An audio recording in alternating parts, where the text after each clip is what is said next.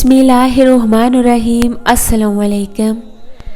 تمہارے آنسو جو تمہاری روح میں اترتے ہیں پر کسی کو دکھائی نہیں دیتے، وہ اللہ پاک دیکھتا ہے۔ وہ تمہاری تکلیف سے باخبر ہے، تم نہیں جانتے، لیکن وہ تمہاری حفاظت کیے ہوئے ہے۔ اور ہر طوفان بربادی لے کر نہیں آتا، جیسے حضرت آدم علیہ السلام کے لیے طوفان ہار نہیں بلکہ جیت لایا تھا، ویسے ہی تمہاری آزمائش تمہاری جیت بن جائے گی۔ آغاز میں چوٹ ہے تو اختتام میں شفا بن جائے گی۔ وہ تمہیں ایسے نوازے گا کہ نمازوں میں تمہارے گرنے والے آنسو اللہ پاک کی رحمت پر حیران رہ جائیں گے۔ تم خود اپنی دعاؤں سے اپنا مقدر لکھتی ہو، تمہاری دعائیں ہی تم تک وہ سب لے کر آتی ہیں جو تمہارا نصیب بھی تمہیں نہیں دے پاتا۔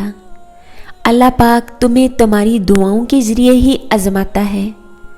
وہ تحیر اس لیے کرتا ہے تاکہ تمہارا یقین دیکھ سکے۔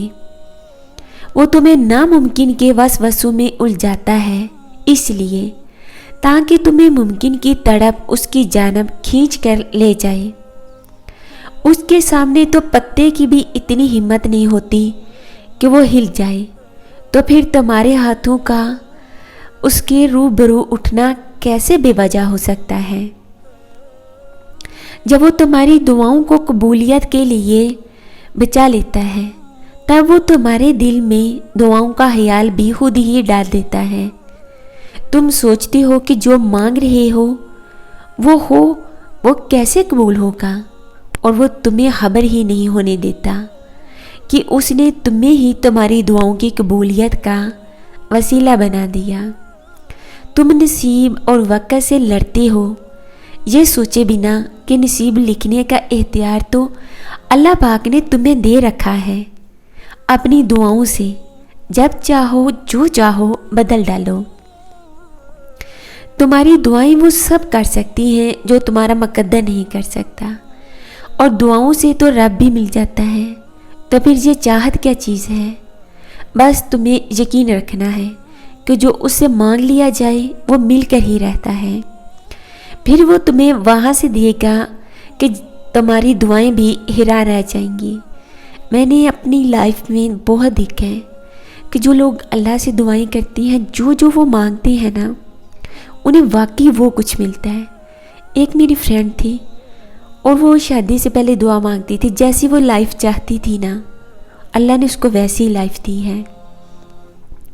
اور میں نے بھی دیکھا کہ ہم اللہ سے جو بھی مانگتے ہیں نا، اگر 1 مہینہ نہیں، 2 نہیں، 3 نہیں، لیکن وہ آپ کی دعا قبول ہوتی ہے۔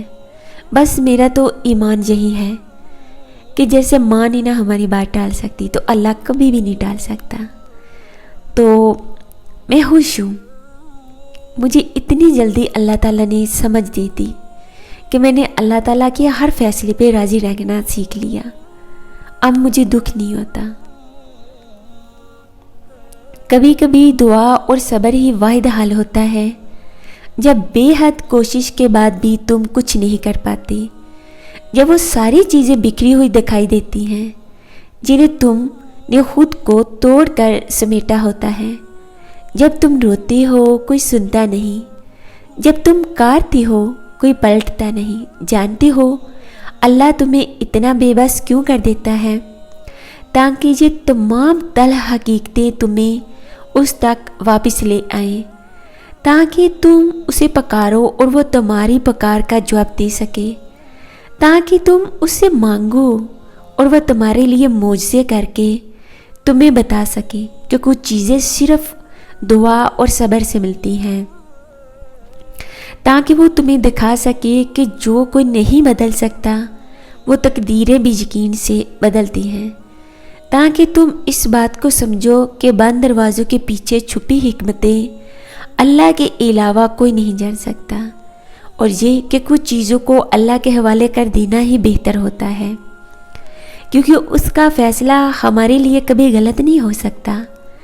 تم نے تو بس خاموشی سے اس کے کن کا انتظار کرنا ہے، ڈھیروں دعائیں کرنی ہے، صبر کمانا ہے، کیونکہ کبھی کبھار دعا اور صبر ہی واحد حل ہوتا ہے۔ بہت شکریہ۔ پلیز میرے چینل کو سبسکرائب کیجیے گا اور بیل آئیکن کو پریس کر دیجیے گا تاکہ میری آنے والی ہر ویڈیو کا نوٹیفیکیشن آپ